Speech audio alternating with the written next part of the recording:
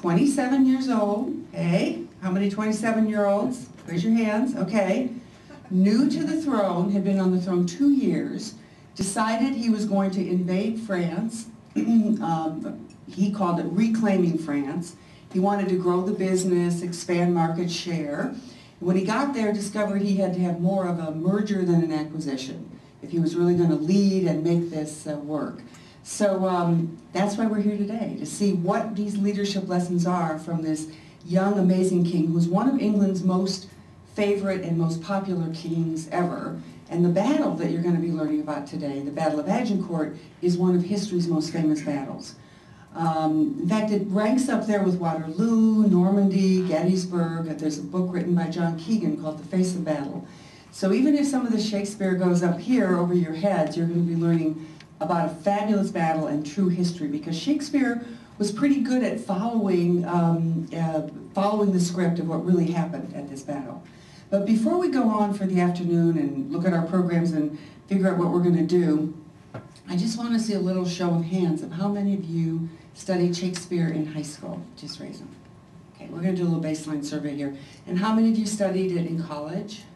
Okay. Now, how many of you gained lasting insights and wisdoms from Shakespeare that you use in your everyday lives, workaday worlds? Okay, good, we're doing this then. Wait, I saw half a hand there. Howard? Was that? Brian. Oh, Brian. Yeah. Half a hand. Why, Brian? Why did it stick, do you think? He's got a big room here. I like some of it. It's okay. I like some of his inspirational insights. Any plays in particular? Measure for Measure. Ooh, Measure for Measure. That's an interesting one. Yeah. That's Measure for Measure is a play about Sexual harassment, and I was told it's called harassment, so that's an interesting one. Relevant. Was that like one of your first plays that you saw in high school or something? It's about lawyers and the legal system. My father was a lawyer. Oh, okay. All righty, we're going to watch out for him now. But actually, the reason with so few hands going up, poor Brian, who'll never put his hand up again, with so few hands going up is why we started Movies and Shakespeare's. Because there's so much wit and wisdom, and the case studies are phenomenal, but it's hard. The language gets in the way, and people aren't teaching it right, and there's a lot there. So our mission with Movies and Shakespeare's is to break it into bite-sized pieces so you can digest it and see what's going on. And we do that for 3 reasons. And the first reason is that the why Shakespeare answer is, 1, he had the greatest insights into people. And we're going to see that today in some of these scenes. And if you're going to be a leader, if you're going to get things done across your practices and as branch managers and employees here, you got to know what makes people tick, how to bring out the best in them, rally them around what you need them to do, working across different units that might not be incentivized by you. So you got to understand people. In fact, Sam Rayburn, one of the greatest speakers of the House in this town years back, said, if you can't size up somebody in the first 5 minutes, you shouldn't be in his profession, that of a politician. But I would venture to say that that probably goes with anybody working in a services industry as you do. The second reason is he told the greatest stories. And we think people learn best through stories. There's a reason that Harvard has the case study method. There's a reason Jesus had the parables. Because we could stand up here and put a PowerPoint up on that screen and show you the 10 reasons why the St. Crispin's Day speech by Henry V, right before the battle, is one of the most famous motivational speeches in history.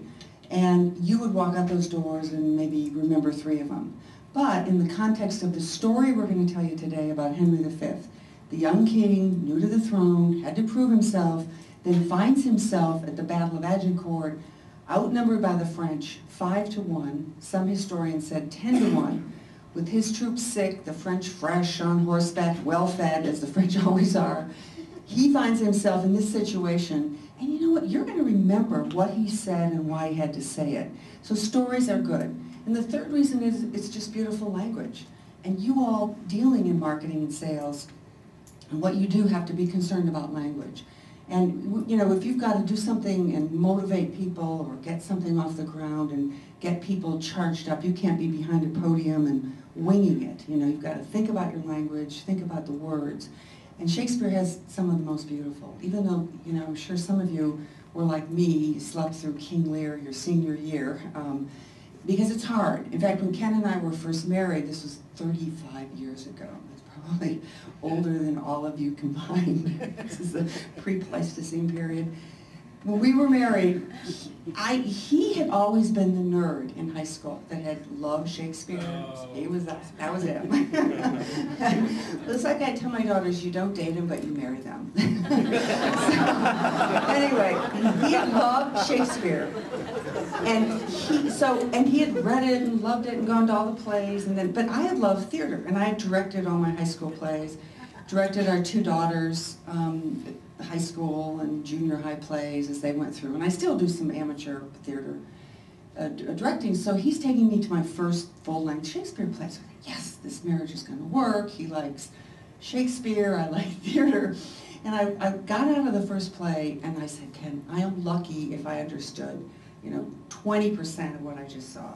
And so all this is called the raise your comfort level today, okay? So that you'll know that it's hard, the language is tough. And part of the reason it's hard is that Shakespeare did not go and write a book and say, okay, here, Andrew G. Why did you put G down? Because he's good. Leadership traits already. He didn't say, Andrew G., take this play, Henry V, you're going to love it. No. Remember Shakespeare in Love? Remember he was writing parts for people, handed them to people, and then acted. He never in his life expected anybody to have to read a Shakespeare play, okay? Because he said, we try to take it from page to stage. It wasn't meant to be read, it was meant to be watched and listened and seen, and every word doesn't have to be caught. So, I mean, that is an important element, and that's, in essence, what we try to do here, too. And what good teachers, those of you that might have had them, will have you stand up and recite something. Did anybody have to memorize a Shakespeare sonnet or a Shakespeare speech? No. Brian again. No. I'm sorry, we're not going to call him Brian because that will discourage anybody from raising their hands again. But somebody had to do what? Friends, Romans, countrymen, I bet? No? Tomorrow. Oh, tomorrow. We'll be coming around to you today, actually, asking you about that. So I want to just, let me just go at each table and get just a sense of, just stand up, say your name. All of you pretty much know each other, right? Okay. But just stand up and say your name, and I'm not going to call on everybody, but just give us the first time, what your first experience was with Shakespeare and what you thought of it, or what you thought of Shakespeare. Because I want to see if yours is similar to others here in the room. Face your audience. I am John Hinkey. I think I first attended Shakespeare when I was probably 15 or 16. I went to the Alabama Shakespeare Festival and watched Twelfth Night, I believe it was. I enjoyed it a great deal. Obviously, as you say, only understood bits and pieces. Good. That's a wonderful Shakespeare Festival. In fact, we take a gang of 50 out to the Cedar City Shakespeare Festival every summer. And we've been taking little kids, we have 6-year-olds in there, who are loving it, because we give them the plot summary.